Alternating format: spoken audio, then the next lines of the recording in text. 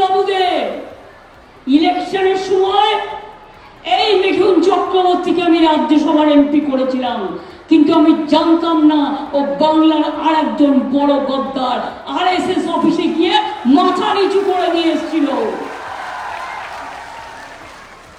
শুধু নিজের ছেলেকে বাঁচানোর জন্য।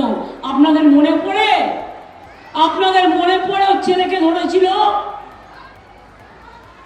বিয়ের পিড়িতে গিয়ে হাল দিয়েছিল। সেই ভয়ে রাতারাতি গদ্দার চলে গেল মুম্বাইতে আরএসএস এর অফিসে, আর গিয়ে বলছে আমি বিজেপির সেবক আছি।